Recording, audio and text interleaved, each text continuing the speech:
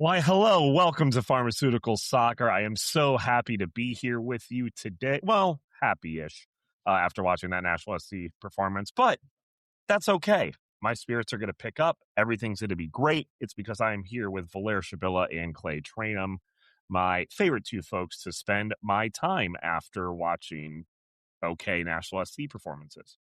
Just because I don't want to let it go without being mentioned, I'm not sure if you caught this, Stephen, but right before we started recording, Valère said AFC sounded awful. Valère said AFC sounded awful. No. That's not what I said. You're misquoting me.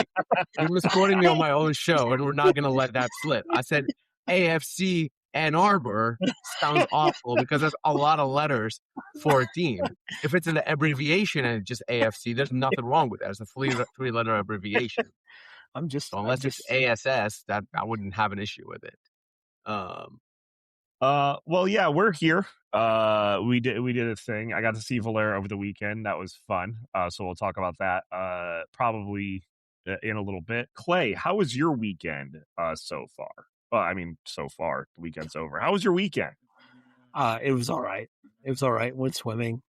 I guess that was the most notable thing I did. I watched an Everton doubleheader of a meaningless preseason game. Nice. And, I did joke about Alistair Johnston probably not going to Everton, but now it does seem like it might actually happen. So we might get our first ever former National SC player in the Premier League this week. So I'm pretty excited about that. So, hey, that was my weekend. Not a whole lot going on, to be honest with you guys. Do you know what the thing that sucks about that the most, Valère, is that now he has the biggest link to 7 Degrees to Everton in any way, shape, or form? Already existed. He needed it. Already existed. Yeah, he had that on lock. But I will say, David Weir played at Evansville. I mean, I'm just shocked. It was Alistair Johnston. I mean, I would have put my money on Ish Jones being the guy, but it is what it is. My weekend was great. And Steve and I linked up at the weekend, like he said. I was up in DC to cover the game there. Some of our friends came as well, and we were able to hang out and gather folks who we haven't hung out with in a while. So that was cool. But then also there was a bunch of National SC fans there. So that was cool too, seeing the traveling fans. I think that's something this show always talks about, is traveling and how fun it could be. And, it's something that I think every National SC fan should experience to some level, even if it's just down to Atlanta or whatever. Obviously, there are a lot of nice MLS stadiums out there and nice cities out there. DC is one of my favorites, so I do like going to DC specifically. I've been a few times, but overall, I highly recommend going on those away trips. And aside from that, on the friends front, it was really good to see my friends and hang out with them. So that's also fun. I'm not going to tell you what I did during those days. That's between us and, that's it. But I did attend the game and I covered the game, and that's what I was there for. So there you go. Yeah, it was really good. To have Valère in town. We do this show, every week. So it's nice to be able to still be in a different location and still kind of have these collectives. And, of course, being here with Clay, I get to be in Nashville in September. So I'm excited that I get to see, the two of you together. But yeah, it's just different being with people in a lot of instances during these times. And I got to see a bunch of my old friends from supporter side. It was great. And actually, one other thing I did. So check this out. And this is growth from me. Okay. And you both, I think, will be super proud. So we had, of course, people came up to us, from Pharma side, because that's how cool we are now, is that people will come up to us. Normally, I just forget names and I forget to do all of those things. And I just will be like, hey, thank you. I forgot your name, but it was cool to talk to you. I wrote it down this time. Oh, are we going to hear Steven mispronounce some names now? No, these ones were easy. I made sure, and I would have done it in the phonetic spelling if it was not. But I just want to shout out David and Allie. David just pulled me aside right after the match and was just like, hey, we moved to Maryland 6 months ago. love being connected back to NSC still through you and Farm Soccer and all of that. So shout out to David and Allie. That was really cool. But yeah, I was just proud of myself for writing it down. May I add one more name? And these two are very, very big fans of Nashville SC, and they told me that they are because they were traveling to DC as well, and I've seen them travel a couple more times. They were at the they were in Austin for the Open Cup final last year, and it's John and his wife. I'm sorry, I can't remember her name. I really thought I had it. I really thought if I said it. To be fair, he talked to me way more than I talked to. Like I talked to his wife, so they were in DC and they said they listened to the show as well. So thank you for that. And I ran into a listener at Publix, so shout out to Hayden. There you go. I guess we're all shouting out somebody we ran into. So this was the time. But no, Valero's right. Like getting the experience to travel is just a lot of fun. Extremely good time with everybody. So shout out to everybody that made the trip. Also shout out to Club for actually organizing, a free beer for people before the match. That was super cool. You could see a decent amount of gold in there too. And that's going to be both on, in an easy trip. But when a club is open to helping fans make it a better experience, it does bring more people in. So thank you for the club for doing that. Does it really count for Valera going to DC if he didn't do the climb? He did in Valera's defense, he did the climb. And what Clay means by that, and we've talked about it before, that climb, you have to take this most ridiculous climb up the steep steps to get to the supporters section. There is always going to be another mountain. Yes. Which by the way, the home supporters I'm sorry. Yeah, it's fine. The DC supporters actually call it Wayne Rooney Mountain. I don't know if you guys knew that, but they actually call section 112 Wayne Rooney Mountain. Yeah, terrible. And it doesn't matter. You have to make the walk no matter what. You could be like, well, you can get up to the second level. No, you have to go up the stairs anyways to get to that second level. It is terrible. Yeah, can we just talk about, I don't know what architecture company did this. I just want to say, I sent a text to Steven maybe an hour after final whistle and said, this has to be the worst designed stadium on earth. And the reason I said that is because I'm not going to go into it. Actually, I don't care. But what I will say is I'm going to say the positive thing here. First of all, it was the third sellout in a row for DC after the World Cup, which is something, if you've seen that team, they haven't always had. I think Nashville fans are fairly lucky with Georges Park. Are very lucky with Georges Park. Sorry, not fairly lucky. Very lucky with Georges Park. And I think the attendance has been fairly great for Georges Park in general. Aside from the attendance thing, I do want to say that I think a lot of the Nashville fans who went and saw Audi Field, which to its credit is not the worst stadium in MLS, but it's probably, fine. It's still, I think, brought perspective to a lot of people, whether they are fans or just even players, maybe. I don't know. Just in terms of how good and how nice Georges Park is. Because I think it's needed at times because we are so used to it, and I'm there every week and you're there every week and people listening are there every week. And I think it's important for us to kind of take a moment and realize that. The thing I always say about Audi Field, now that I've been there several times, is that it just feels unfinished. I actually I quite like it, but it feels like 60% done. Like, especially under the bleachers, like under the stands. That's the part where it feels like you're going to like Steven would know this being a Big Ten guy. A lot of the Big Ten stadiums have that same feeling under the stands where it's like, they don't feel like they did any work under the stands. Yes. But the view, once you're actually in the seats, the views are great. Like watching the game from there, like you really feel like you're on top of the field. But unless you're watching Nashville Soccer Club, exactly, where it doesn't necessarily feel like the view was the most amazing for 90 minutes, which we do got to talk about for a little bit, because I think we've all been waiting for this comeback game, right, for our Nashville SC to be like, okay, they are back from the World Cup break, and I think a lot of us penned this DC match to be it. what is the level? Where are we at concern wise with this team at the current moment? I have my thoughts, but where are you guys at with your concern for this team going forward? I think there are like notches, right? Like there's like multiple areas. Kind of the first thing was the performances, and that maybe those two performances had one notch, right? And then like the loss in Orlando was another notch, and then this draw is kind of like a half to a 0.75 notch probably added to it. So it's going up, and I think it's fair for fans to again ask questions and have concerns.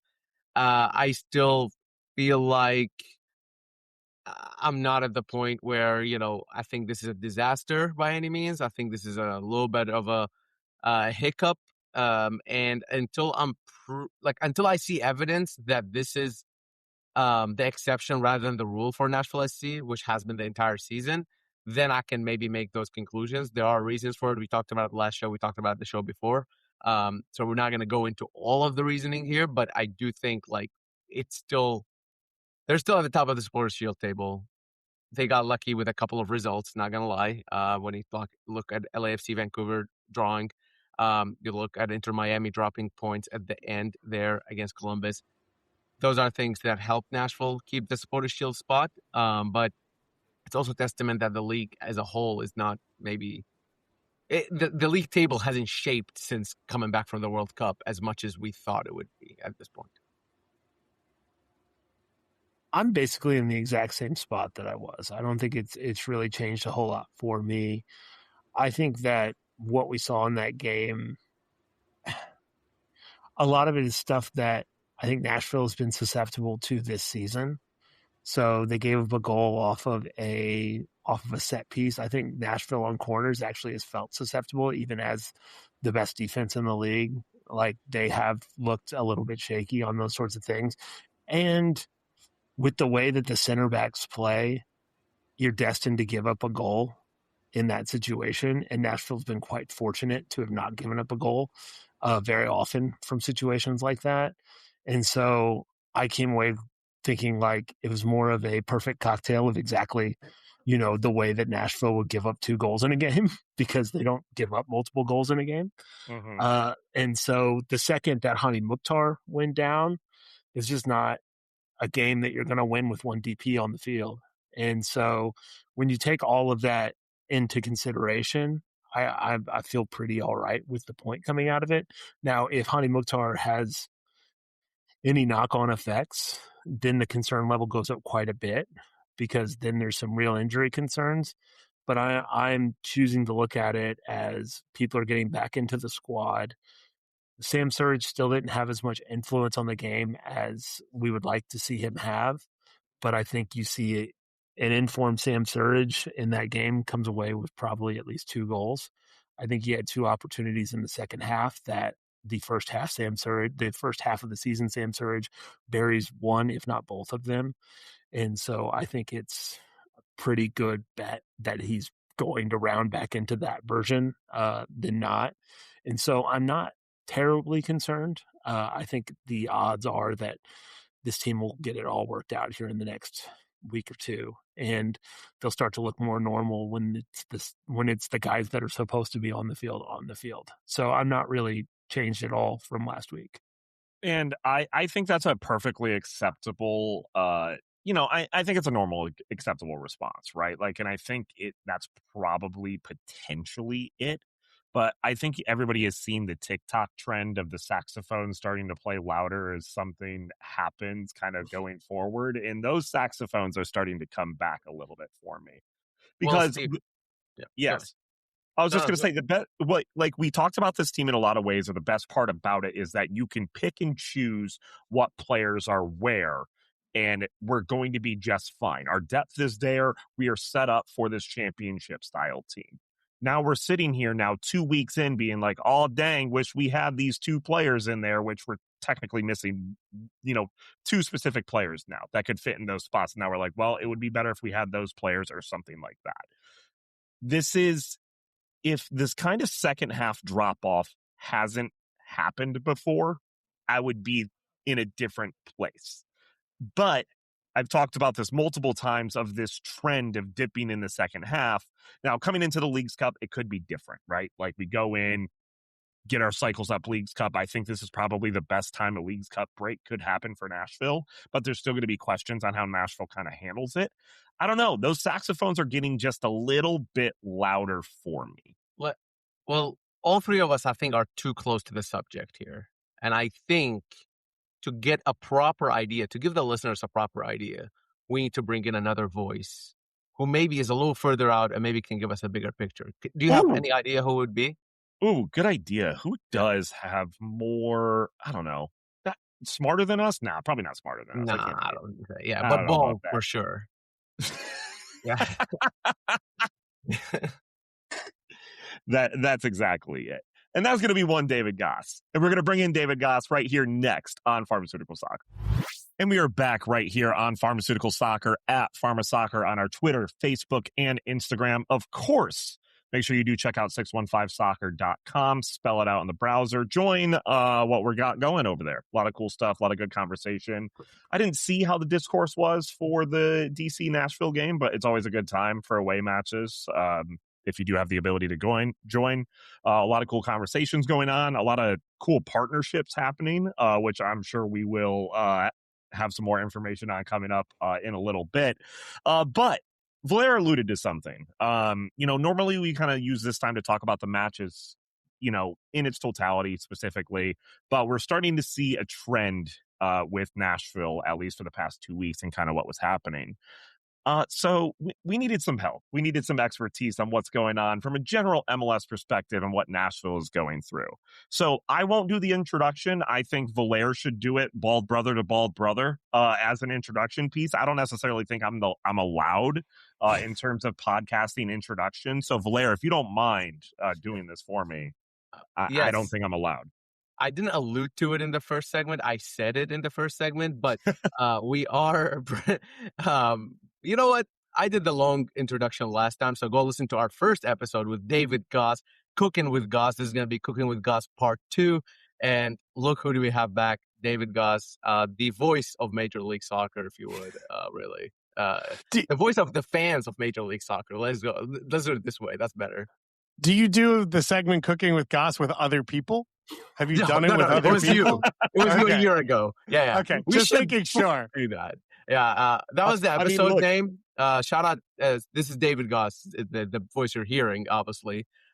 If you're unfamiliar, David has been covering MLS for what, 15 years?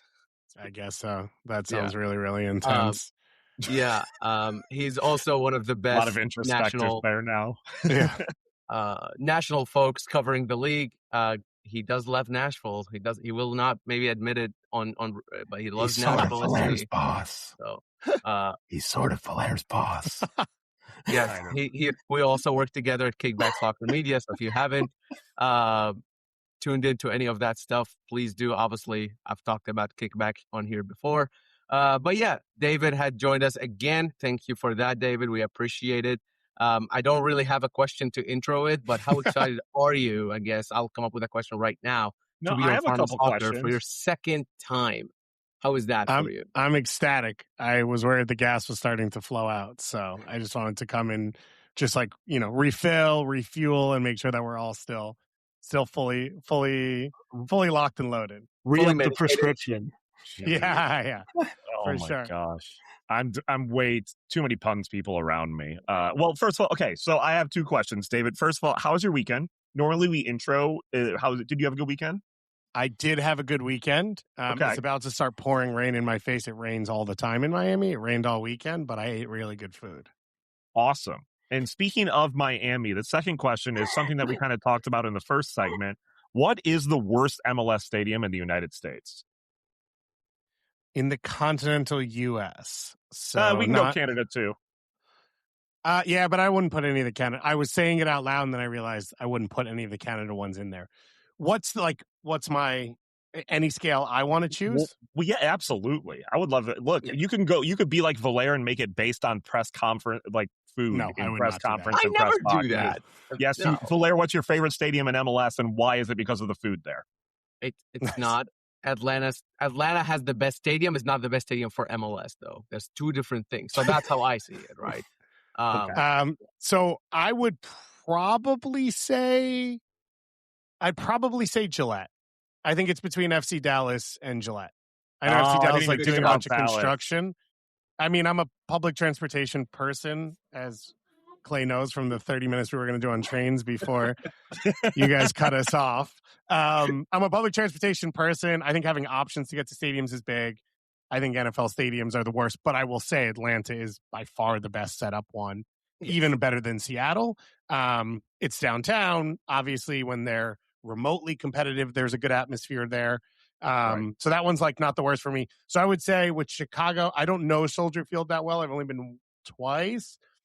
With Chicago having left Bridgeview, I would probably put just the Frisco FC Dallas vibe into it. Also, they've been doing construction on the stadium for 3 years. So they've been swapping the cameras to face the construction, which is a crazy concept inside of all of this. Yeah. And then just, the Revs put 35,000 in the building last week. Like when they do their push, it's fun and there's people around it. When they build a stadium, it's going to be like a home run, no brainer. Like it's going to be one of the best atmospheres in the league, no matter how good they are, because there's a huge appetite for the game there. It's just impossible to get to Gillette. One of my favorite sports things ever was at FC Dallas Stadium.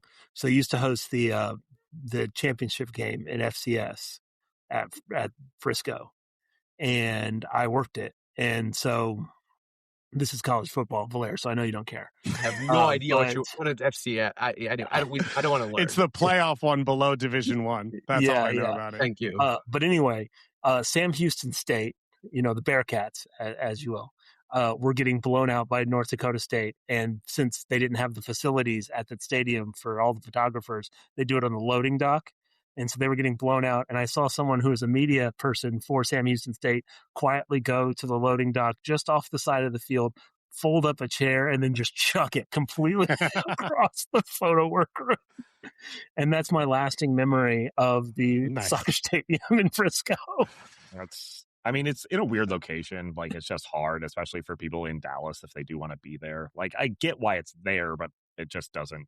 I didn't even think it was an MLS 2.0 model of building. Any building was better than being stuck downtown, which at the time I didn't disagree with. Like, I grew up going to Giant Stadium for Red Bull games or Metro Stars games, and it was like soul sucking. And when I was living in Boston when Red Bull Arena opened, and I came down for the opening game, they played Santos in a friendly. Neymar played, which is crazy to think about.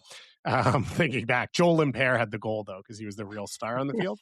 And it was like, this is the coolest thing that's ever happened because the stadium doesn't feel empty. Like, I don't care where it is. And I think that's how I felt watching from afar when Chicago built their building, when RSL got open, when Dallas, and now we've kind of luckily moved past that to an extent. And so now you see the warts in like that plan. Hence, I don't know, Chicago's owner paying $60 million to not play in a building that they built, which is absurd in its own right. And Columbus owns like 3 stadiums at this point. It's like wild.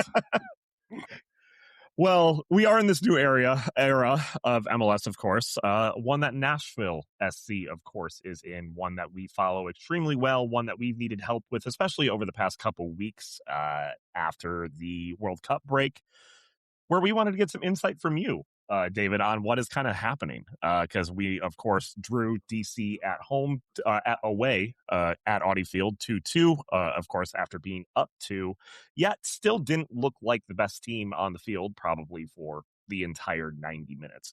So, David, from your end, I think just because it's better from you to be on here just because you cover a lot more of the league than we do. Obviously, we're way more focused on what's happening in Nashville in comparison to some of the other teams. But from the outside looking in, what are you seeing just from Nashville over these 2 weeks? And is it something that, are you in a panic mode and worry with Nashville, or is this something that you see us shaking pretty quickly?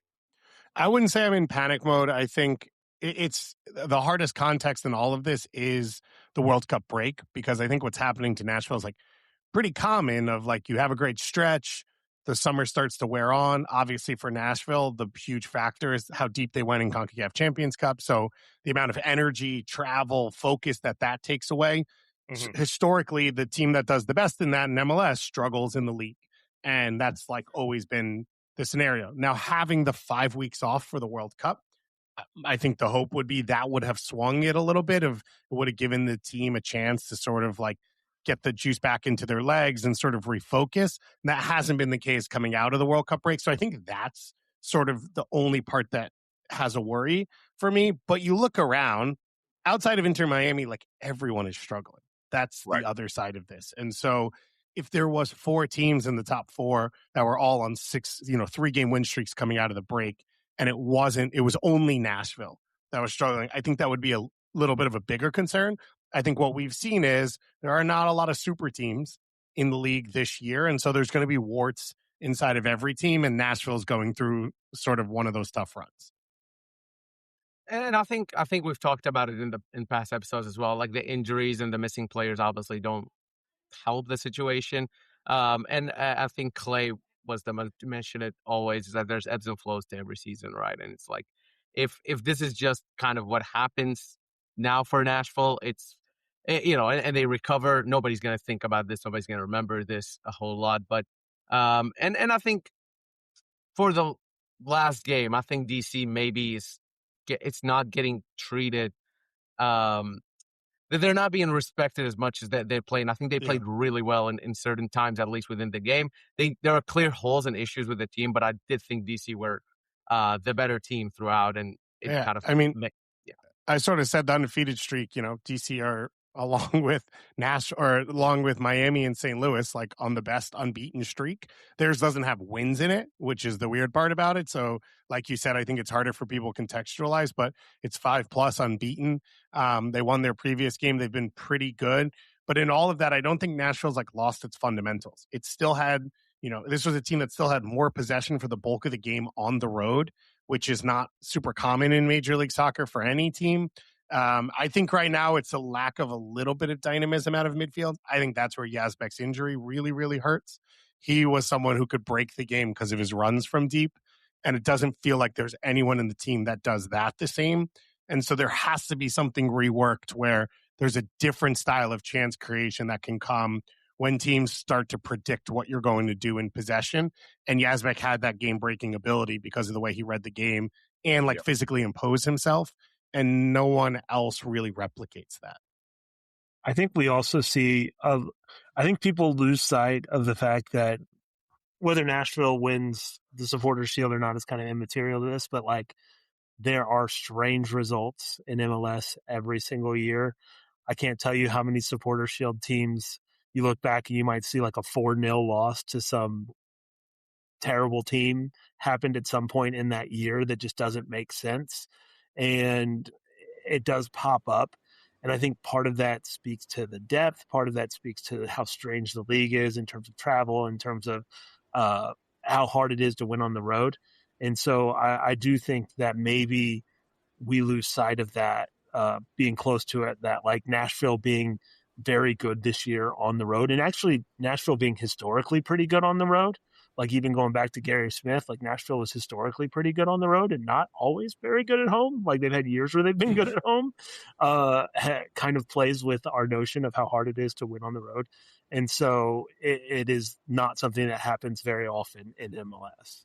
Yeah, it is the toughest road league in the world of the leagues that sort of get the data we get the data from. So, the top 15, 20 leagues in the world, MLS is the toughest to go on the road and get results in consistently. So like you said, it's something to think about in that they got 1 point from 2 games. They lost 1-0 at Orlando, and then you draw at DC. Like that is not the worst thing in the world. It just feels pretty bad. I think wrapped up with the context of playing poorly against Atlanta, but still winning. Do you guys care about the Shield? Like how big of a deal would that be versus just being top 2 and having a home game in the playoffs? Ooh. I like this, by the way. I like being asked this just from the outside perspective of because we talk about it internally of like, do we actually care or not? But now that it's asked, I do kind of care a little bit. I do. I mean, there's 3 trophies left to play in. I think Nashville is a legitimate contender for all 3 of them. And I don't know that this is a very much a win now team. I mean, the best players are closer to the end than they are to the beginning. And so I think at that point in time, you have to want to play for all of them. I know that there's a lot of, we'll talk about Leagues Cup in a little bit. There's a lot of Nashville fans that are like signing off like they don't care about Leagues Cup. And I'm sitting there going like, I don't know how many chances, this is the Everton fan in me talking too. Like, I don't know how many chances that you have to win something, but sometimes those chances don't come around very often. And this is a team that has a chance to win in every competition that they're in. And I think that they should be pursuing all of them. I also think a lot of Nashville fans, at least that I've talked to, are so happy to be in the Supporters Shield conversation that it's not something that Nashville has experienced really. I mean, there were years under Gary Smith and maybe last year as well under BJ where Nashville were up there. Maybe they, top 4, top 3 at times. I think under Gary Smith, they finished second in the East one year, maybe third. I can't remember now. But regardless, I think this is the first time that Nashville's very much in the conversation. They're leading the conversation, right? So I think a lot of times they're still forming a lot of opinions. But to Clay's point, I mean, this is another trophy to go for. Personally, I don't really in a league where there's the playoffs, the Supporters Shield means near nothing for me. Wow. like, okay, yeah, you are the best team. Disloyal to our brethren, Matt Doyle, the third guy on the list. I make fun of Ben about it too, about Ben Wright, because I mean he does think I think MLS Cup is better, but like, yeah, I get it. You maybe fans are more excited throughout the season to see you play. I totally get that, and I understand that. But honestly, I can tell you who won the MLS Cup pretty much all the way back to I don't know how long. I can't do the same for the Shield winners. And that's just the truth of having a playoffs in the league. I think that's an interesting way to put it. I would argue, this is like, I've never said this before out loud, but I would argue Supporter Shield is better for true fans and Cup is better to bring in new fans and for a market. Like, because the reality is, if you win Supporter Shield, you had fun for months. Your team was good. Your team won. Your team was competitive. Sometimes there will be a tight run to it. Sometimes you'll have won it like 3 weeks before the season's over and like you kind of already knew. Mm-hmm. But like the whole point of this is to log in, show up week in and week out and enjoy it. I don't think it gets the buzz that a championship game gets, especially now that it's hosted. So if you host MLS Cup at Geodis, now it becomes the people of Nashville who are not Nashville SC hardcores or fans. They're tapped in. Local news is covering it. The state's covering it. Like, that is a little bit different. I think that probably helps you expand your fan base. And unless you're a club that's 1-1, where it's like the other becomes the thing you desire, I think that probably ends up being the breakdown.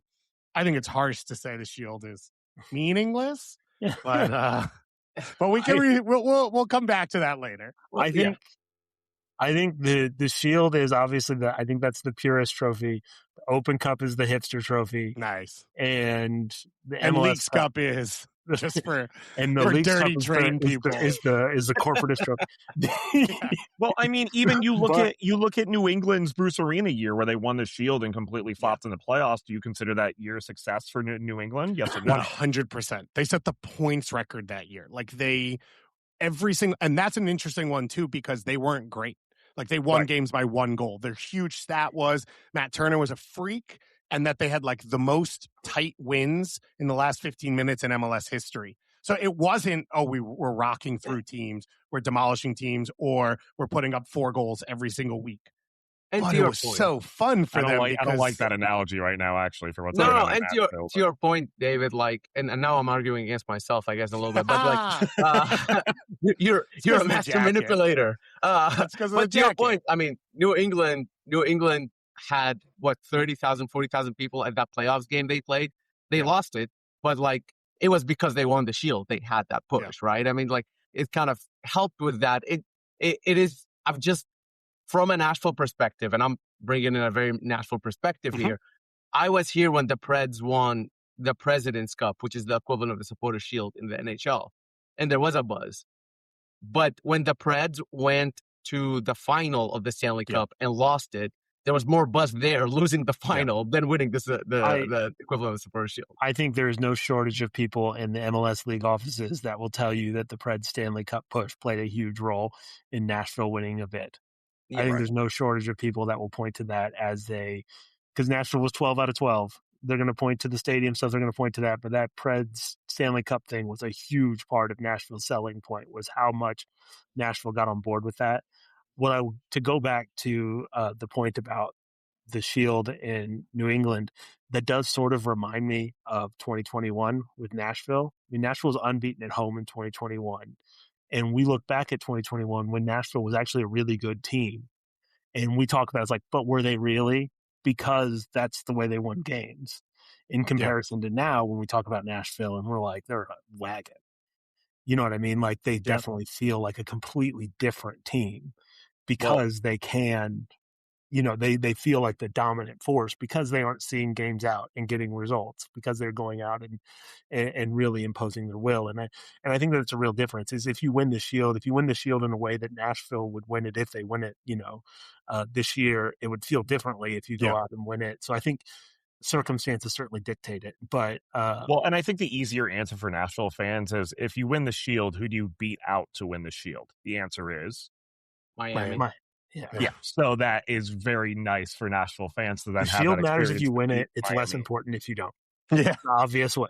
Right. Well, if I can, David asked us a question, so I would like to return the favor and ask you a question, David. Real quick. Yeah, we spent 8 minutes answering one question that David asked us, and yet we asked. Welcome to Soccer Wise, baby.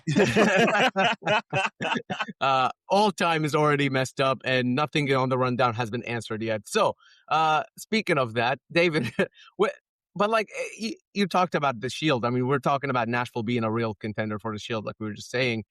Where are they in terms of those other teams around them? I mean, do you rank them as the front runner of that race?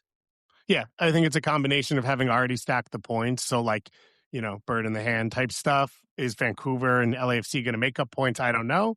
On top of the quality that they have, I think, Clay mentioned the style of play, the way they play. And then I think when you have a style like that and like an ethos like that, it makes it really easy to plug and play new players. Because if they fit that, they kind of know the responsibilities of what they need to step into rather than hoping for like individual performances. And then I would say if you started me on like what wins an MLS Supporter Shield, I would start with the spine. And from goalkeeper through center backs, I think this is the best team in Major League Soccer. Like, I think Welesi for me is leading defender of the year. I'm obsessed with him. He's like a perfect center back. He wants to be on the ball. He dribbles guys. He's like pumping up the crowd. He's wild, but he's an elite ball winning like 1v1 in space.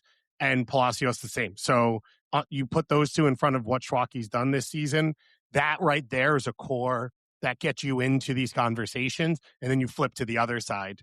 And Hani Mukhtar is an MVP level MLS player. Christian Espinoza is not far off that. And Sam Surge knows how to do his job and can create some as well. So you have, the building blocks of a team. You're hitting on all three DP spots, all of which can be attacking because you've nailed all of your mid-roster moves on the defensive side of things.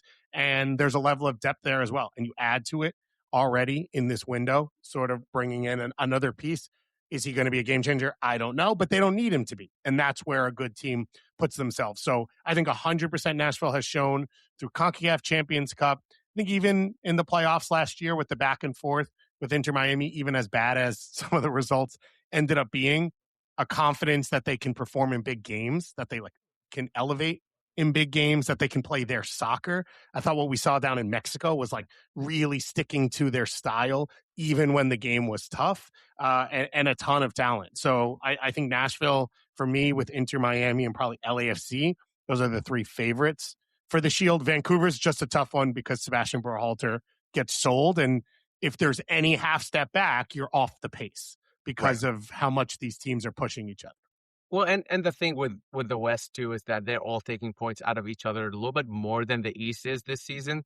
I think there's a clear like dividing line in the East. And I was listening to you guys doing it on Soccer-Wise, doing the Eastern Conference buy or sell playoff team.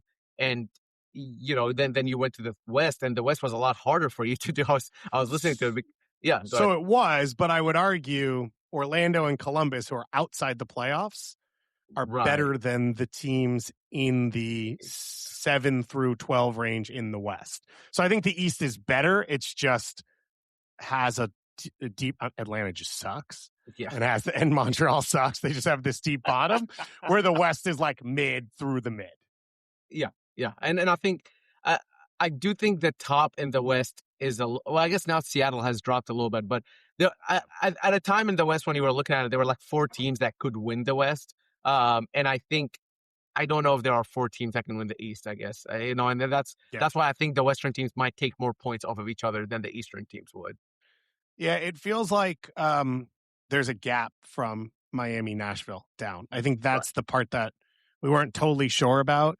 The Revs, Chicago, I think NYCFC, those teams are a step behind, like a much larger step behind the top 2 than I fully would have said maybe a month or 2 ago.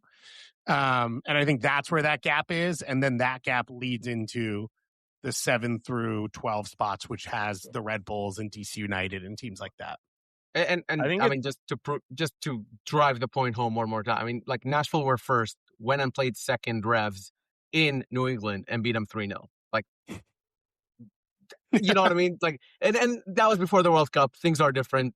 Any game can happen, whatever. Matt Turner gave out a goal, but like, that's just where the East is. And I just don't think LAFC played Vancouver yesterday or Saturday, and that was a 1-1 game. So it's like, I don't know, I don't know if it's going to be that easy 1-2. And now obviously Miami has made up all their games and they're 2, but to your point, I don't think 3 and 4 are challenging 1 and 2 as much in the East. I still think this conversation is helping my saxophone playing in the background a little bit more. That we have somebody that covers MLS that still thinks Nashville is in that top kind of echelon. And it's always interesting for me just because of the fact that we had this like 2 years ago, we were talking about if Mike Jacobs was the right guy for this rebuild to make this Nashville jump into the next perspective. Obviously, now it looks like BJ Callahan is going to be around for a longer time because there's some news that dropped about that we'll talk about next. But from this like past couple years, David, is there's just something that gives like, I don't know, that outside perspective, the outside looking in that just makes Nashville such a fun team to be able to watch. Is it a specific player? Is it the way they built for you? Like, what is it for you that makes it so like, no, they can do this?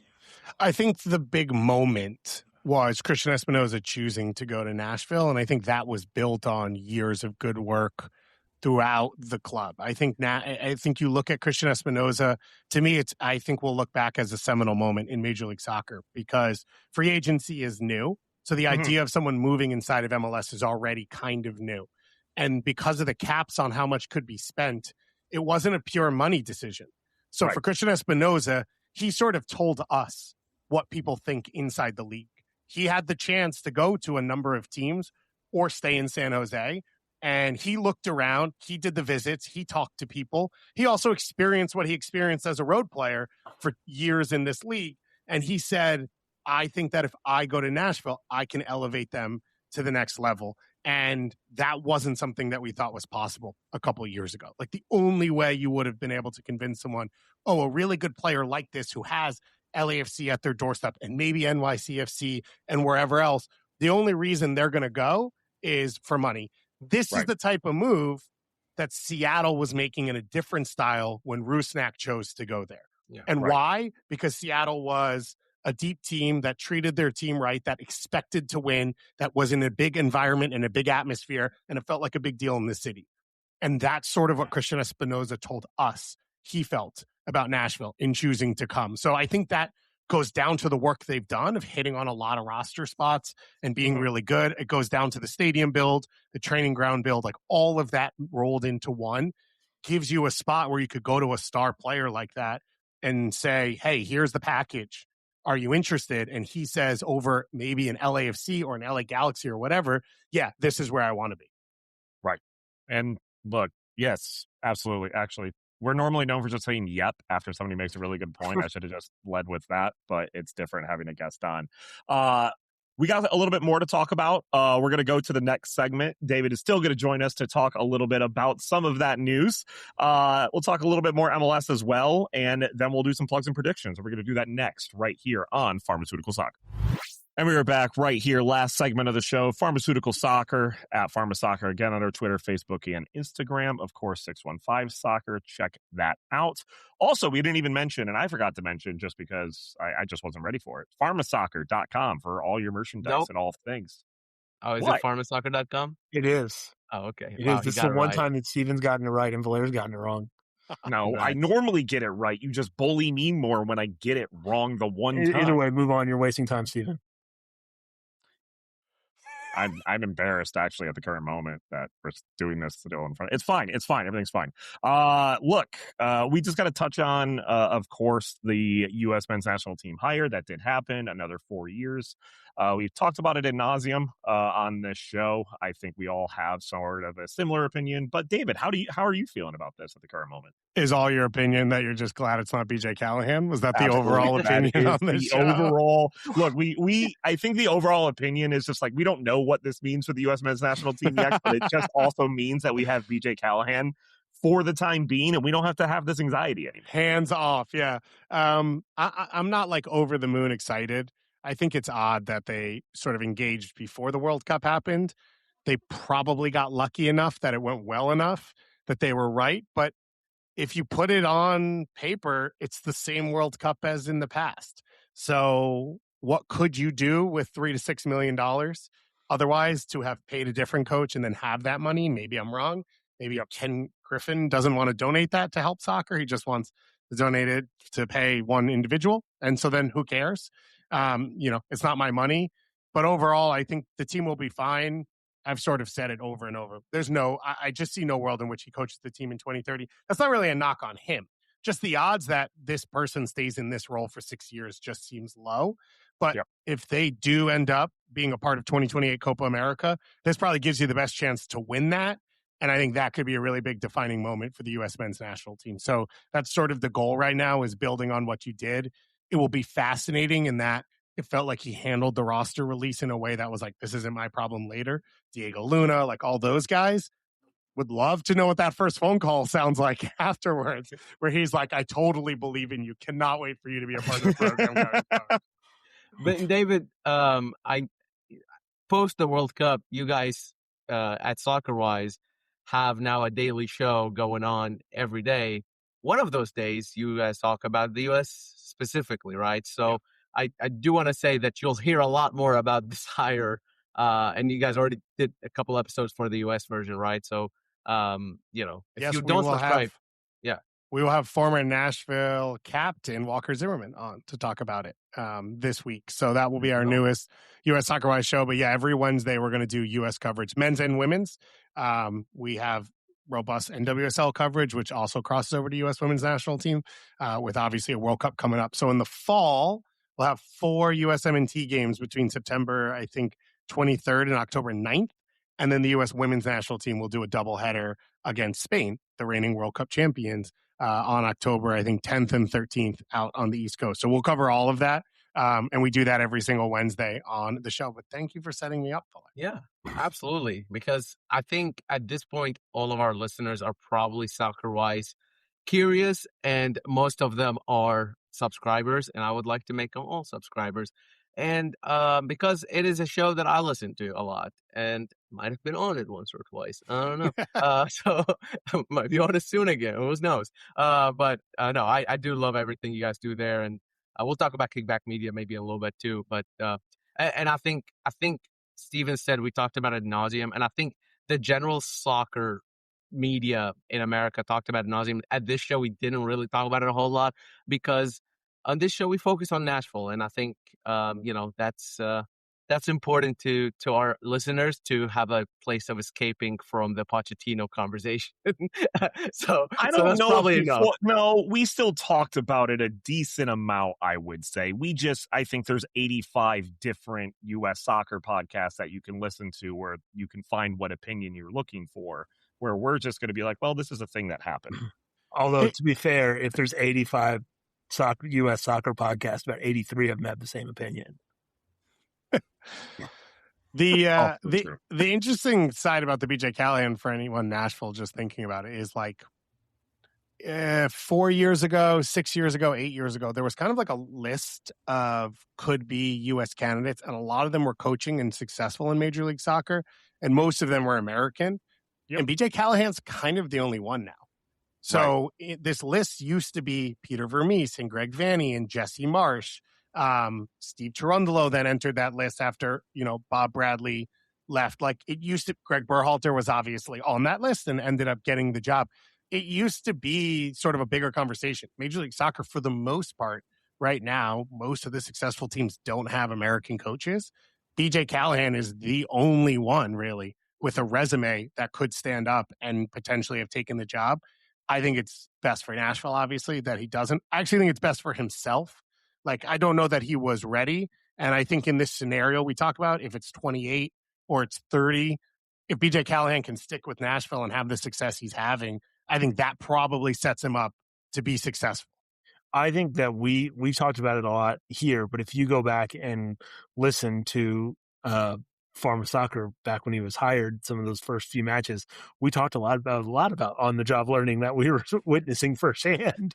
Like we've seen it in person. I think the thing that sticks out to most to me in the near term in terms of how it affects Nashville is that there is an open GM position with U.S. Soccer, and that is a position that Mike Jacobs has been talked to about before. And I think that if U.S. Soccer is going to affect Nashville in the near term, that's probably where it's going to affect Nashville, especially if Nashville accomplishes the things that they hope to accomplish in the next few months. I don't know. If you've been in the weeds making the Daniel Lovitz re-signs and all the moves and signing Corcoran and all this, is now the time to leave? That feels like a crazy thing to do. Well, I'm just saying because they talked to him, what was that, 2 or 3 months ago, or 2 or 3 years ago? Whenever he was in the mix for it. And so he rejected but that was like the fake GM job. What is that called? It's like there's like a fake one, there's a real one. Yeah. So. I think that was actually the LinkedIn description was fake. From what I remember, actually. But now that the build, if the project is complete, if you will, that the real seems more interesting. No, the actual real one has now popped up on LinkedIn at some point.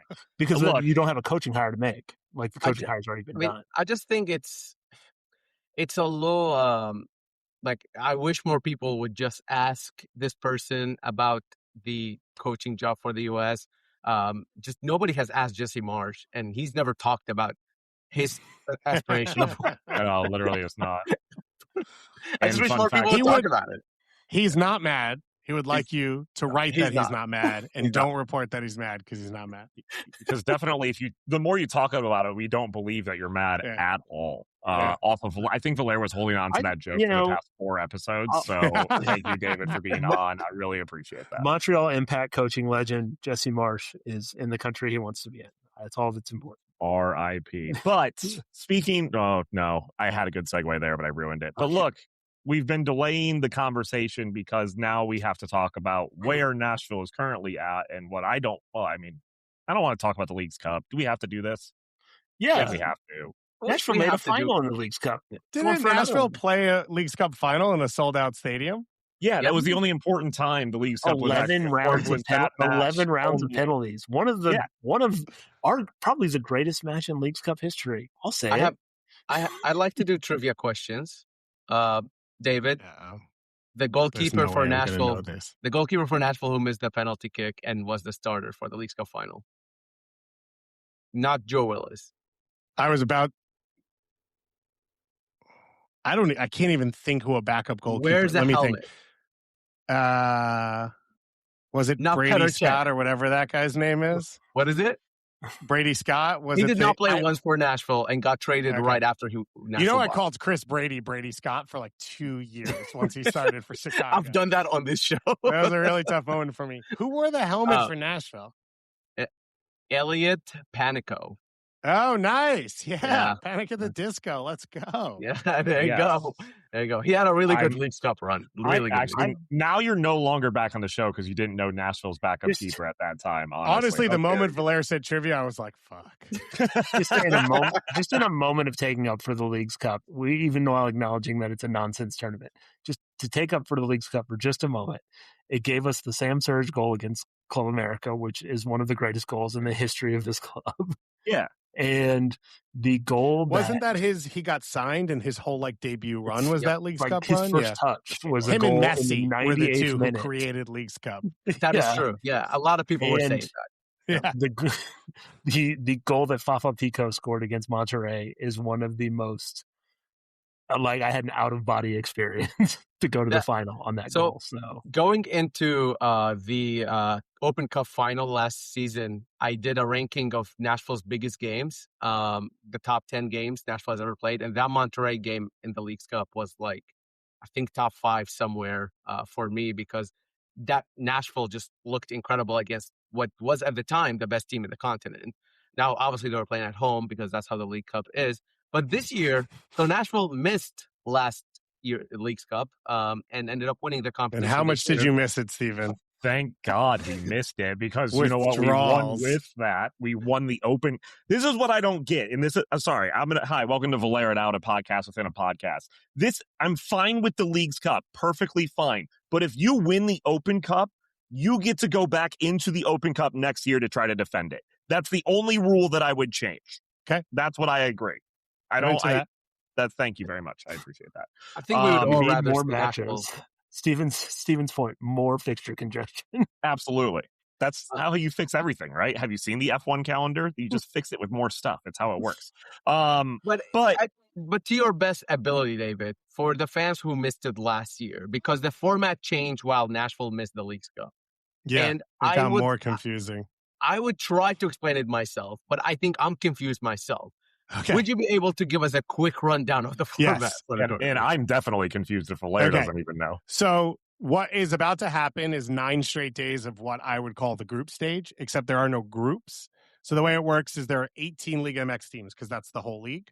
So there are 18 qualified MLS teams. You only play teams from the other league, but you are put into a standings against your own league. So Nashville will play 3 Liga MX teams.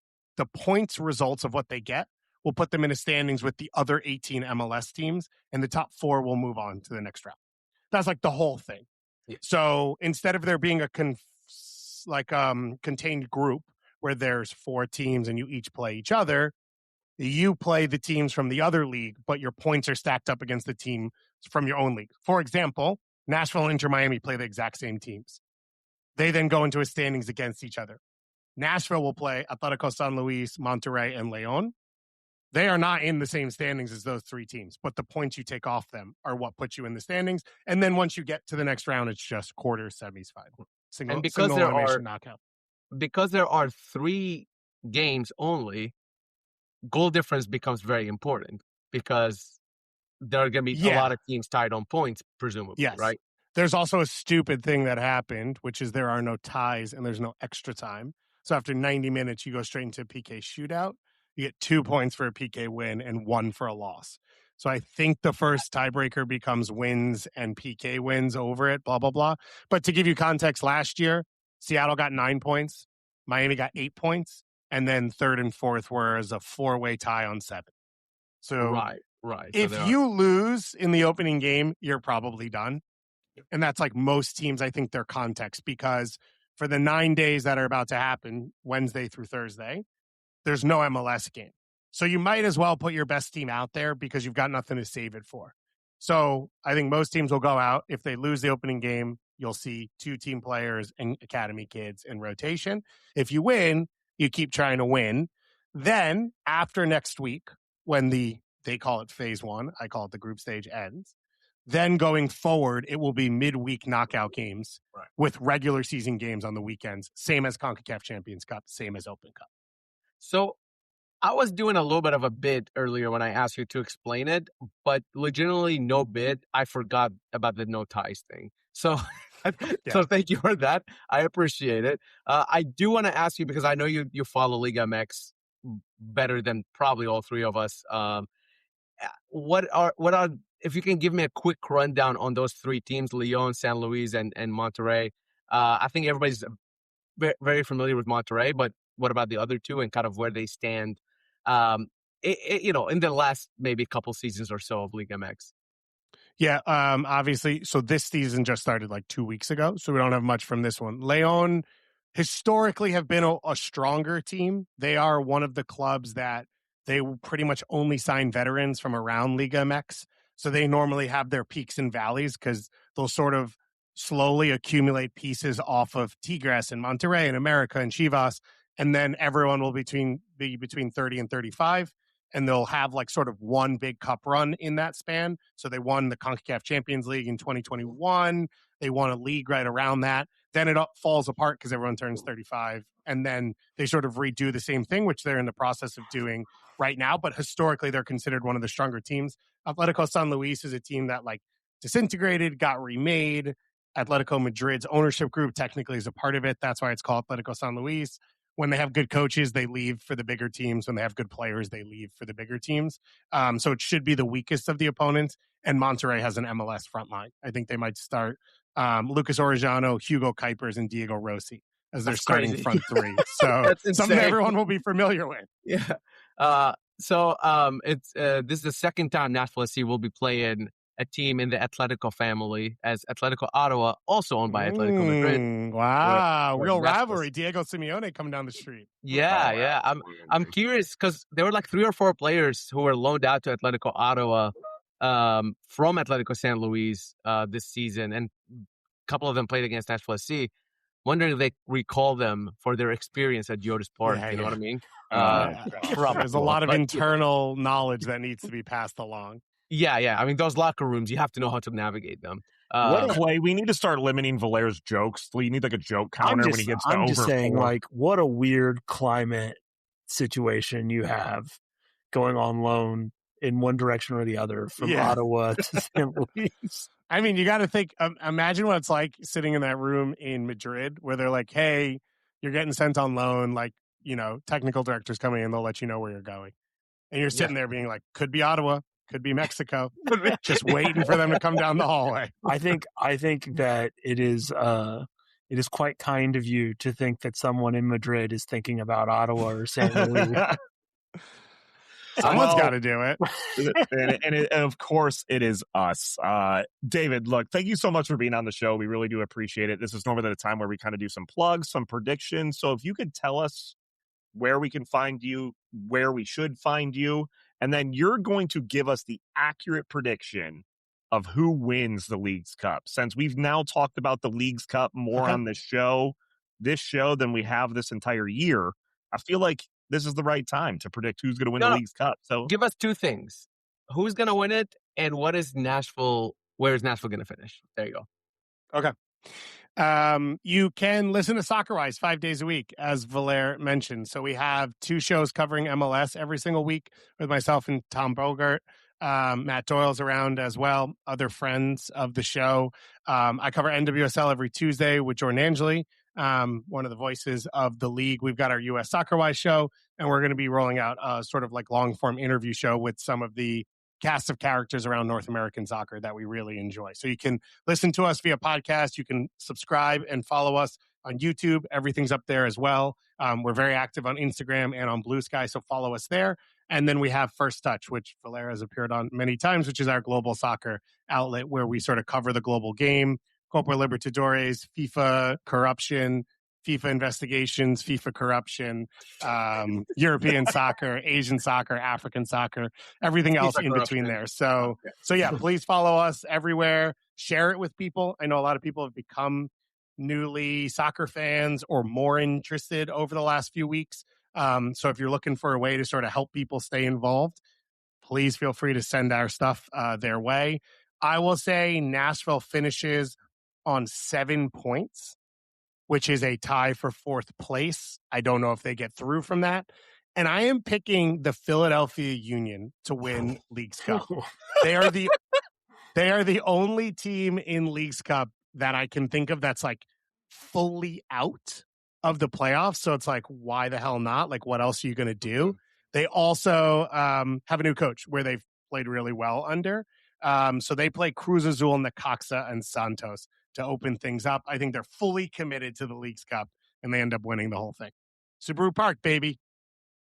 That's great. That's great. You know, normally it's my predictions that are ones that we laugh at all the time. If that's right, you guys all have to do 40 minutes we're about how done. correct I am We're without me on. done. Look, if Philadelphia, if that's right, we'll do the 40 minutes about how correct you are, and we'll follow it up by a 30-minute train special. I was just about to say it. I will absolutely put that on air. We will do a train episode if that actually happens. Do you know about favorite slow board game. TV? Do you guys know What? about this? The what? Slow TV. It's a full genre of television that was invented in Norway in like the 90s. They put cameras on the front of trains, and the cameras just shoot out from the front of the train, and it's like its own genre of television. There's full channels that are dedicated to it in Norway. That's Yeah, amazing. so you guys got to do a slow TV episode. And here I was thinking, well, will David fit in with the team? Because, we Nice. talk about silly things sometimes. So I feel worse about my life knowing that. I'm not gonna lie. Like, no, I don't know love that. My favorite board game is Ticket to Ride, by the way. So this, There you this go. all, this my all wife's a lines up. teacher. This might be good information, and I will leave it at that. I will say, are we making okay. Leagues Cup predictions? yeah. Are we doing that? I'm gonna do it. I am gonna say Nashville will lose one of their games. I don't know which one, and not make it to the next round. And then winner of the Leagues Cup for the first time ever will be from Liga MX. And I am putting my money on. I'm not putting any money on this because it's the Leagues Cup.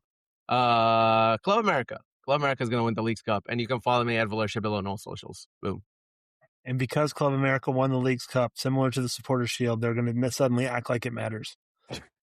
And so you can follow me at Clay Soul. You can also check out the Nashville Soccer Archive. If you have items you'd like to donate to the physical archive, that is at Vanderbilt University Special Collections. Please reach out to me at Clay Soul on Instagram or Twitter. And then in the spirit of this, Valer, you mentioned Ismaila Jome in the first segment. I did mention So over the last week, I got very bored, and I realized that there have been, depending on the way you count, there have been 44 different countries represented by Nashville players, or they've claimed 44 different countries, depending on the way you count. Do you know where Ismaila Jome is from? Grenada. Got the list No, that's right here. That's Carlton Belmore. I thought it was Trinidad and Tobago. No, You're both way wrong. no. Guinea-Bissau. Right continent. Okay. The Gambia. Okay. Oh. Ow. Just south of that. Yeah. Yeah. So 11 different African countries from Nashville. It's very interesting to me because obviously no other Nashville sporting team has that much representation. So it's just a fun little stat. 44 different countries with Nashville SC over the span of the professional existence. At Clay Soul for more weird facts. At PhD and HD on all my stuff, not as entertaining. I think you guys probably know who I'm absolutely going to pick. Nashville makes it to the whatever the semifinal is. I don't know what is it called, the semifinal? Yeah, it's just called the semifinal. You didn't have to overdo it. It's the chime SoFi. There you go. I was semifinal. Thanks. That's what I was wondering. Thank you very much. Look, I'm going to give sponsors correctly, I want to make sure it's done here right. Jeez. We all know what's going to happen, and that's going to be San Luis is actually going to win the tournament. So a team that's also out of the playoffs, excuse me, thank you very much, that needs something to hold on to. That's going to be they just started the season, so I don't know how far. San Luis winning it. Anyway, shout out to Fuerza Regida. Anyway, thank you so much, David, for joining us. I appreciate it. I don't know if these guys appreciate it as much, but very odd. Very odd way to end that. So I'm going to end it differently. David, seriously, thank you so much for being on the show. We truly do appreciate it. Again, we'll be back next week, of course, to talk about Leagues Cup and Nashville and all of those things. Thank you again for listening to the show. We will see you next week.